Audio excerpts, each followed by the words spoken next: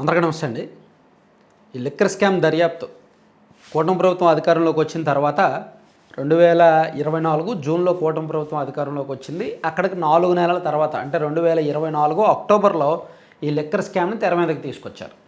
దాదాపుగా 1 ఇయర్ పాటు అంటే 2025 అక్టోబరు నవంబర్ వరకు కూడా లిక్కర్ స్కామ్ దర్యాప్తు జరిగింది. ఈ దర్యాప్తులో భాగంగా ఒక 18 మందిని అరెస్ట్ చేశారు. అందులో A1గా ఉన్న రాజకేశరెడ్డి గారిని, A2గా ఉన్న వాసుదేవరెడ్డి గారిని అండ్ మిథున్ రెడ్డి గారిని అరెస్ట్ చేయడానికి ప్రయత్నించారు, కానీ ఆయన ముందస్తు బెయిల్ తీసుకొని సేఫ్ జోన్లోకి వెళ్ళిపోయారు. విజయసాయిరెడ్డి గారు ఇందులో A5 A6గా ఉన్నప్పటికీ ఆయన వైసీపీ నుంచి బయటకు వచ్చారు కాబట్టి సేఫ్ జోన్లోకి వెళ్ళిపోయారు. అండ్ జగన్మోహన్ రెడ్డి గారి దగ్గర OSDగా పనిచేసిన కృష్ణమోహన్ రెడ్డి గారిని, అప్పట్లో CMOలో పనిచేసిన ధనుంజయ రెడ్డి గారిని అండ్ ఇది జగన్మోహన్ రెడ్డి గారికి సంబంధించిన వివిధ వ్యాపార గ్రూపుల్లో డైరెక్టర్గా ఉన్న ఈ భారతీ సిమెంట్స్ అండ్ ఇతర సంస్థల్లో డైరెక్టర్గా ఉన్న బాలాజీ గోవిందప్ప గారిని, చాణక్య గారిని, ఇలా చాలామందిని ఆంధ్రప్రదేశ్ సిట్ అరెస్ట్ చేసింది. ఆ తర్వాత వాళ్ళు బెయిల్ మీద బయటకు వచ్చారు.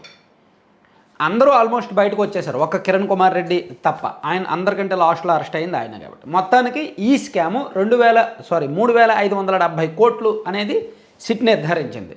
దానిలో సింహభాగం మోర్ దెన్ 90% జగన్మోహన్ రెడ్డి గారు లబ్ధి పొందారు. మిగిలిందంతా కూడా వీళ్ళందరూ కూడా తలా కొంత పంచుకున్నారు అనేది సిట్ తేల్చిన అంశం.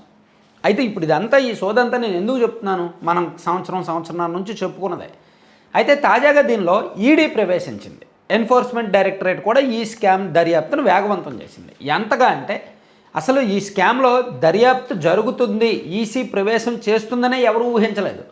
అటువంటిది రంగంలోకి దిగడం, ఇమీడియట్గా వెంటనే 2 అరెస్టులు చేయడం కూడా. సిట్ దర్యాప్తులో ఎవరినైతే A1 అండ్ A2 అని పేర్కొన్నారో ఆ A1 ఆ A2నే ఈడీ కూడా నిన్న అరెస్ట్ చేసింది.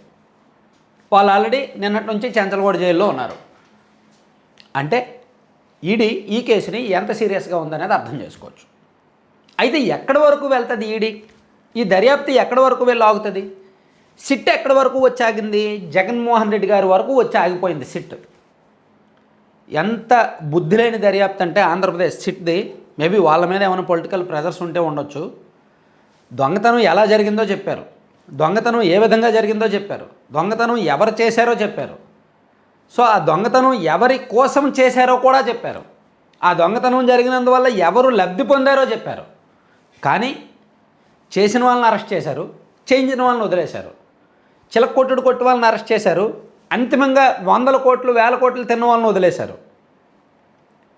అంటే చిన్న వాళ్ళందరినీ కూడా అరెస్ట్ చేశారు. ఒక 50 కోట్లు 100 కోట్లు లబ్ధి పొందిన వాళ్ళని అందరినీ అరెస్ట్ చేశారు. కానీ నెలకు 50 నుంచి 60 కోట్ల చొప్పున ముడుపులు అందుకొని సుమారుగా 3,000 కోట్లకు పైగా తన ప్యాలెస్కి చేర్చుకున్న జగన్మోహన్ రెడ్డి గారి జోలికి సిట్ వెళ్ళలేదు.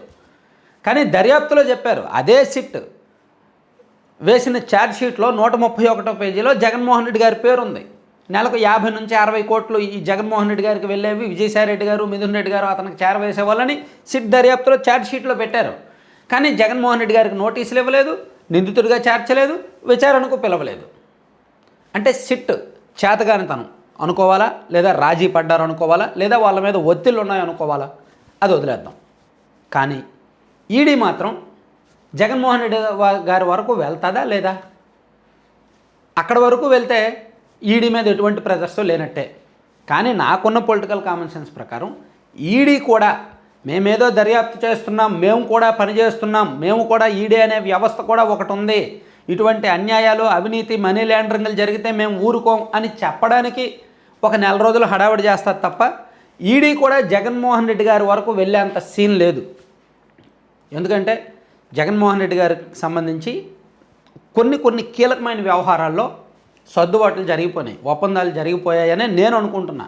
అందుకే సిట్ దర్యాప్తు అంతిమ లబ్ధిదారు ఎవరో తేల్చారు, కానీ అంతిమ లబ్ధిదారు వరకు వెళ్ళలేదు. అలాగే ఈడీ దర్యాప్తు కూడా అంతిమ లబ్ధిదారు ఎవరు అనేది కూడా వీళ్ళు చెప్పరు. కనీసం జస్ట్ ఇంత జరిగింది, ఇలా జరిగిందని చెప్తారు, ఇంకా ఒక 2-3 అరెస్ట్ చేస్తే చేస్తారు, ఆ తర్వాత కేసును వదిలేసే అవకాశాలు ఎక్కువగా ఉన్నాయన్నమాట.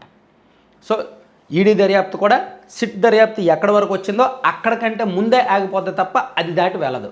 అంటే సిట్ దర్యాప్తు దాటి వెళ్ళాలి అంటే జగన్మోహన్ రెడ్డి గారి వరకు వెళ్ళాలి. జగన్మోహన్ రెడ్డి గారిని విచారణకు పిలవాలి, లేదా నోటీసులు ఇవ్వాలి, లేదా అరెస్ట్ చేయాలి. కానీ సిట్ దర్యాప్తు కంటే ముందే ఆగిపోతే అసలు ఆయన పేరే ప్రస్తావించకపోవడం. సో అందుకే ఈడీ హడావిడి ఎక్కడ వరకు వెళ్ళబోతోంది అనేది చూద్దాం. చాలా ఇంపార్టెంట్ అంశమే ఇది. ఒకవేళ ఈడీ కనుక జగన్మోహన్ రెడ్డి గారికి నోటీసులు ఇచ్చినా, లేదా ఆయన కూడా దీనిలో లబ్ధి పొందినట్టు తేల్చినా, లేదా ఆయన్ను విచారణకు పిలిపించినా, లేదా ఆయన్ను అరెస్ట్ చేసినా ఒక పెద్ద సంచలనమే. బీజేపీకి జగన్మోహన్ రెడ్డి గారికి ఎటువంటి లాలూచి లేనట్టే అప్పుడు చెప్పుకోవచ్చు. Thank you. సో కంటెంట్ చివరి వరకు చూసిన ప్రతి ఒక్కరికి ధన్యవాదాలండి. కంటెంట్కి సంబంధం లేకుండా మీరు స్క్రీన్ మీద ఒకసారి చూస్తున్నారు కదా laddupalem.com అని. సో మనం ఎందుకు ప్రమోట్ చేస్తున్నామంటే దీన్ని సాధారణ మహిళలు, మిడిల్ క్లాస్ మహిళలు ఒక 20 మంది కలిపి ఒక కొత్త ప్రోడక్ట్ని, యూనిక్ ప్రోడక్ట్ని, హెల్దీ ప్రోడక్ట్ని లాంచ్ చేసి దాదాపుగా 1 year నుంచి కూడా ఇస్తున్నారు చాలామందికి. మన సబ్స్క్రైబర్స్ వేలాది మంది వాళ్ళ దగ్గర కొంటున్నారు. సో మంచి లడ్డూలు అంటే మిల్లెట్స్తోనూ millets, seeds, dry fruits, nuts వీటితో ఒక 25 రకాల లడ్డూలు చేస్తారు. వాటి వలన మల్టిపుల్ హెల్త్ బెనిఫిట్స్ ఉన్నాయి. అలాగే రకరకాల healthy powders, ABC powder, protein powder, Amla beetroot carrot powder లాంటి హెల్దీ పౌడర్స్ అండ్ మునగాకు పొడి, జామాకు పొడి, వాటితో పాటు veg and non veg pickles కూడా వీళ్ళ దగ్గర ఉంటాయి. సో మీకు కావాలి అనుకుంటే laddupalem.com సైట్ విజిట్ చేసి ఆర్డర్ చేసుకోండి, లేదా 9997839994 నెంబర్కి వాట్సాప్లో మెసేజ్ చేసి లేదా కాల్ చేసి ఆర్డర్ పెట్టుకోవచ్చు. Thank you.